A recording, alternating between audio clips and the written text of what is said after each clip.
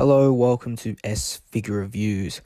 Today, or whenever you're watching this, I'm looking at the Marvel Legends Avengers Infinity War Wave 1 Thanos Bath Iron Spider. This is version 1.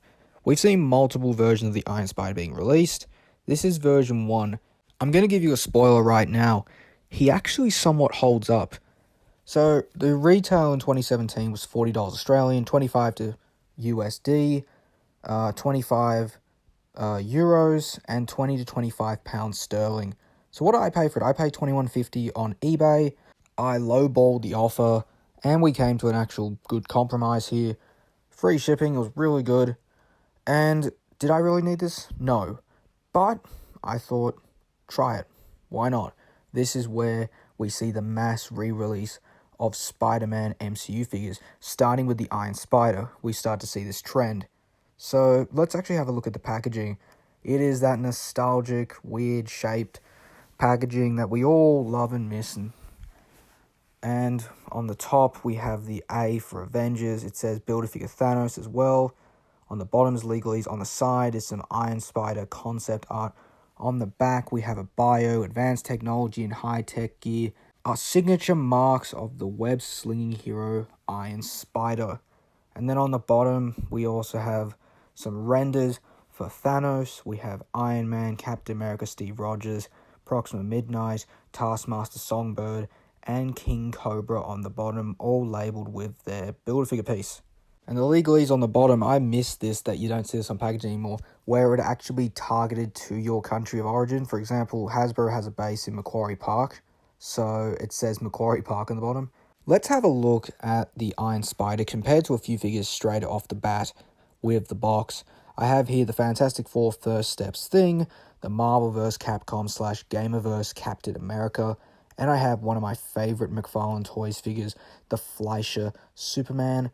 I usually don't pull these guys off the shelf, however I'm redoing one of my displays, so I'm going to be using a lot of those figures in the comparisons. You can definitely see a lot of room in the box here. For accessories, he should have come with a lot more. He only comes with the Thanos leg. I think this is the right leg, and I can't seem to find the right leg. I mean, I've had this figure for a few weeks, and I just decided to make this review because this figure is going to be reissued at some point again, I bet. I could not find that Thanos leg, so I just have one of the product renders here. So let's actually have a look at the Iron Spider, and I personally really do like the sculpt. The golds are really nice on here. They're somewhat muted, but they don't actually take over. The red is this nice sort of crimson. However, because of all the detail in the suit itself, you do lose the web lining pattern. At least it starts to blur for me, and that's where I think it sort of needed a wash on it, or web lining. I mean, in the movie, it didn't really have web linings, but I do think he should have had some sort of dark wash on him to bring out those web line textures.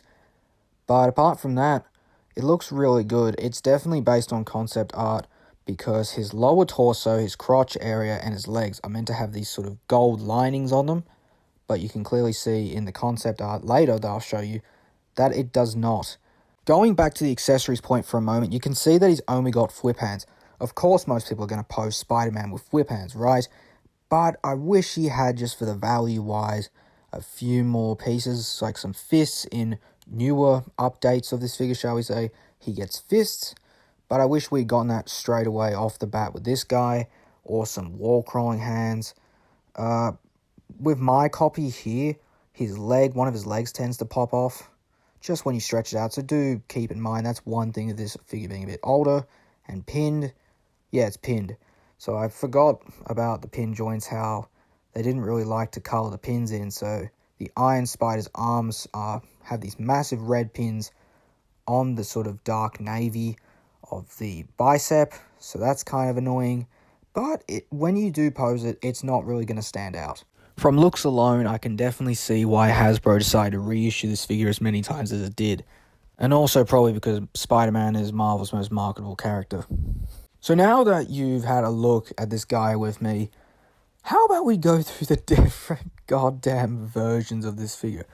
We have my version, version 1, which has nothing but the Thanos leg. Version 2, yes, there was a version 2, which was in a 2-pack. This is actually, I think, the most expensive of the versions I will be showing you. Version 2, which was a reissue of the Infinity War Mark 70, I think that's what they kept calling it, the Mark 70 Iron Man, which was the nanotech suit. And in this case, Spider-Man came with extra fists, he came with Waldos, and he came with an unmasked head sculpt. So, wish we'd gotten that with this first release instead, but clearly they got a bit greedy. The third release, well, the third release is basically the same as the first release, but instead he comes with the Thanos arm, the Infinity Gauntlet arm, which I believe came with King Cobra. So, because I have that arm. I have that in Proxima Midnight. So, version 4. The Endgame Best of Thanos Battle Armor. I don't know why they did these Best of waves. I wish we got Best of waves. Especially with comic characters. Or, I don't know, figures that people have been wanting for years. You know how they tend to do an exact reissue of a figure that was really popular, but they don't really retool, they literally just reprint the exact same thing. Why not just do that concept, but then tie it to a certain Build-A-Figure that was a popular Build-A-Figure? For example, Amadeus Cho Totally Awesome Hulk was a great Build-A-Figure, but I bet most people didn't really pick it up because it was tied to the Marvels and was tied to a really rubbish wave of comic characters. The only one I have from that wave is Karnak. But I digress. You can still see that it's just an exact reprint of the other Iron Spider, the first one that I have that I'm reviewing. And then the final version is literally version 2 as a re-release. He's got the gauntlet arms, which I don't know how he gets the gauntlet arms. I think that's one of the effects of having the Waldos, is that he builds up these gauntlets. I can't remember it exactly. But then he gets the fists, and he gets these crappy web effects that no one wants for this sort of legacy collection, which is for newcomers, for new collectors. So I understand the concept, but it's a crap ton of money, and they're not even pinless joints, they're just pin joints. So really, I would not invest in this. Just find the older version of this. And if I compare this guy to some concept art, I compare it to one of the screenshots of the Iron Man fight scene, which was when Spider-Man, at the end of the scene, goes to space. This is one of the pictures of him in space, and you can definitely see what I talked about before in the crotch and leg area, this gold trim that you don't see on the MCU Hasbro figures. You probably may see it on some import stuff like SHF or Marfex. Heck, even a bootleg may do it. But not here, because this was initial concept art, and definitely the second image with the concept art, you can clearly see is the reason for the look we have in figure form. The details are obviously there, but not the gold trim in the crotch and leg area. Now, if you were to compare it to the final version of this suit, which was the No Way Home, well, you can definitely see where this latest version gets his look. So, before we get to articulation, I want to just do a quick comparison just to show you how the wave worked. So, courtesy of Shardamus Prime, here's the credit source. I have King Cobra. He's right in the middle. However, he and Proxima Midnight, who I also have, they're in a tight spot. I can't really get to them right now. But we have here some of the wave, and you can clearly see the size differences, right? It was a comic and MCU wave.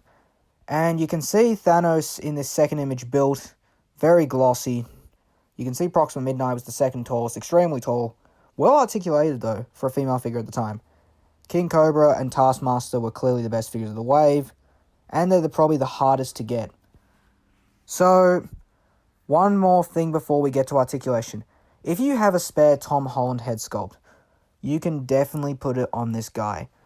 If you have the final swing suit, for example, you can definitely put it on this guy. I don't know if you have, let's say, the Homecoming figure or the Civil War version. Those head sculpts may be compatible, but because I had this version of the final swing suit, I had this head sculpt, and it fits on really nicely, really snug, and it looks pretty much on par with what you would see in the film. So for articulation, he actually has not that great of head movements. It's solid. He can look up a fair bit, Down, not so much. There's very little head tilt.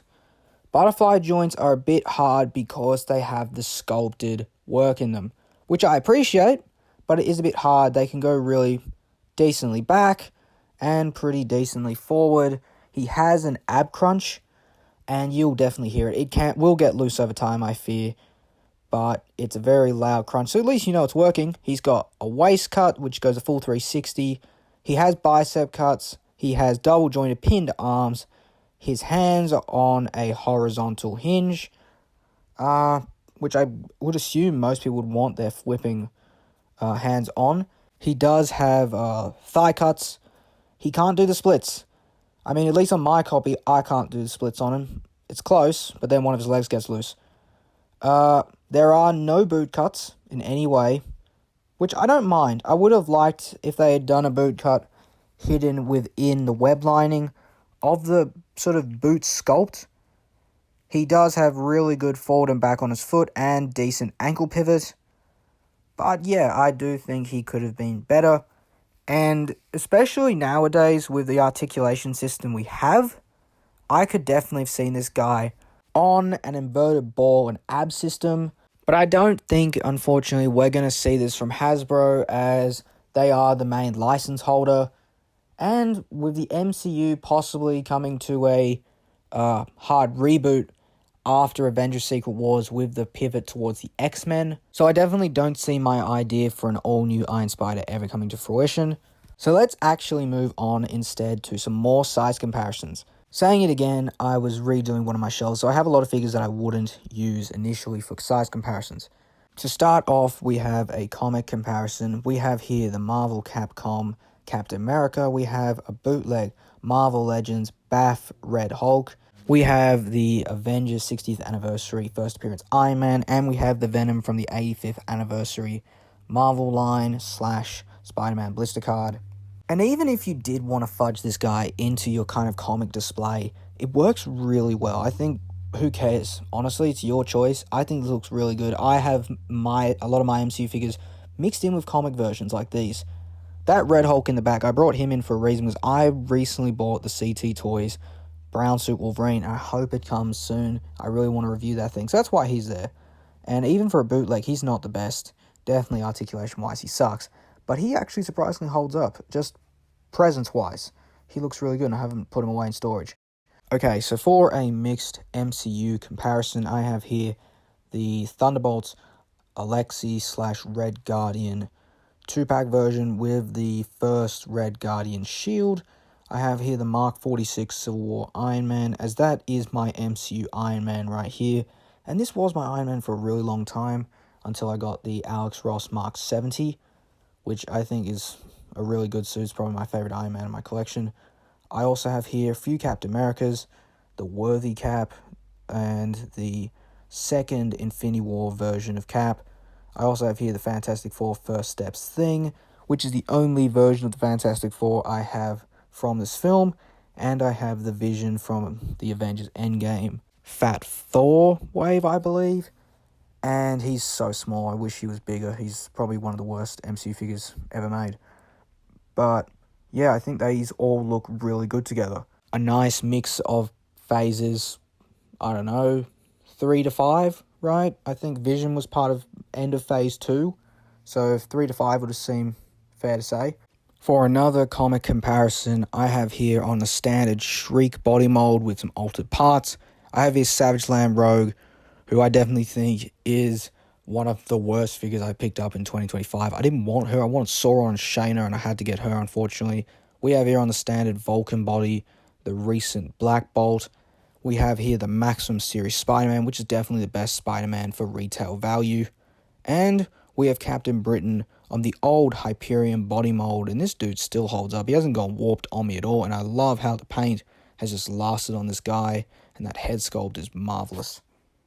For a different figure size comparison, different companies apart from Hasbro, I have here the Blockies Elmo, the DC Direct / Collectibles History of the DCU Wave 3 Plastic Man, and I have here the Jada Toys Street Fighter M. Bison.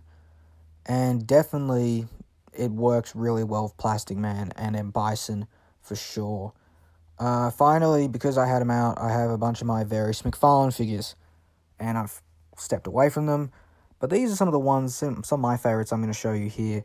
So we have the Fighting the Frozen Caveman Batman, which was my personal grail for a long time from McFarlane Toys. This is hopefully going to be my last one from them. Unless they do a Plastic Man, then I'm going to get him. We have my favorite Superman from them, the Fleischer Superman. We have Pink Batman, who was a red platinum variant.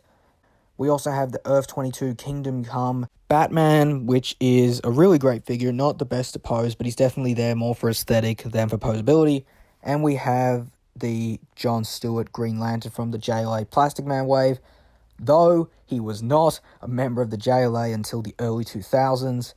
This, however, is the Platinum variant, which I think is definitely the best of the two. Removing some of those figures, I also have here Wolverine. This is my favorite Wolverine still. This is the Wendigo Wave X-Force Logan, which I think still holds up. And I also have him here because I am going to do the CT toys at some point. My final comparison, though, is between some Spider-Mans, some MCU Spider-Mans. I have here, on the right, the No Way Home Final Swing Suit Spider-Man, also going to be the initial suit in Brand New Day.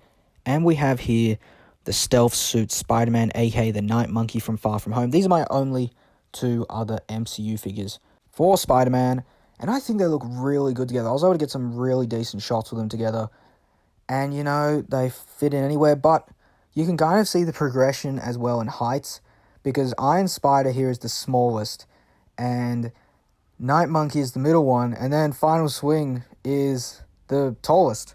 So maybe Tom Holland's grown a bit, I don't know.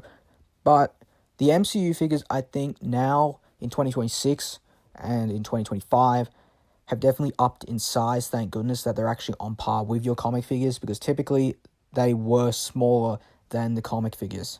So what exactly are my final thoughts on the Iron Spider from the Avengers Infinity War Thanos Build-A-Figure wave? It holds up, but barely. Just barely. Is it the best figure? God, no, it's not. For my final rating, I give this a 6 out of 10 for 2026 standards. It holds up, but barely. Thankfully, it's not gummy. At least my copy is not gummy. And I haven't mentioned that through this review. Is it gummy? No, it's not. In terms of 2017-2018 standards, I would give this a 7.5. Though it doesn't come with accessories, it's a brand new sculpt for the time. And though we've seen this pushed out so many times now, that's another reason why I ducked it down in points. It still holds up. I mean, though it was concept art, it was really well designed to fit the final look of the concept art. Though it's pin joints, that's a big thing. That's very debatable whether pin joints need to go. I definitely think they need to go. But in some of these figures, they hold up. I don't like how they stick out in the arm. Just these big red pins sticking out in the arms in a navy look. I mean, hey, at least it's not McFarlane Toys doing this, because their pins are massive. Negatives, I guess, no accessories, need extra hands, at least some extra hands. And I think even if you tried to get this guy with, what was that, legacy packaging, don't do it. It's a waste of money. Get it for low like I did if you're able to find it online or in stores. But definitely this is not a Spider-Man that you want to get if you want this to be your definitive version. If you want to have a little like variants thing like you do with Iron Man suits, like you do with Deadpool's, like you do with all the variant different options of Spider-Man, 2099, Noir, The Assassin, Last Stand, Spider-Ham, etc. It will fit in perfectly there. If you're an MCU-only collector, of course, this is going to fit in for you, because that's what your whole shelves are built around, is just the MCU product. But yeah, I would still say definitely go for, if you're able to find the Final Swing suit, get that. But there's no point, because the Brand New Day figure is coming very soon. So I would definitely say get that. Or just stick to the Maximum series, because it's actually a decent price. Or I paid a decent price for it. I paid $58 instead of $90. And some of the accessories from that Maximum series have paid off, looking really decent with this Iron Spider. I know the photos aren't particularly great. They're a little grainy. I didn't expect that. Just how they've come out and been rendered. It's not great. But you can definitely see the point that I'm making here is that even if you have the Maximum series and you have the Iron Spider, the accessories are going to look great for photography and for giving him a bit of differentiation. Because he doesn't have Waldos here. He doesn't have a port in his back. Or if you have some web type accessories, it'll work great with this guy. So this has been S-Figure Reviews. If you liked this video, please give it a like, give it a thumbs up. If you disliked it, give it a dislike. I don't mind. If you are interested in other Marvel Legends from a variety of years, like this figure, please go check out S-Figure Reviews. I don't have many right now, but I have a selection that you might be interested in having a look at. If you think I did a good job at being your second opinion, why not consider subscribing and looking out for other videos that I'm going to be doing pretty soon. Apart from that, thank you for watching. I hope you learned some things. I hope this helped you in your purchasing journey. Once again, this has been S-Figure Reviews. Thanks for watching.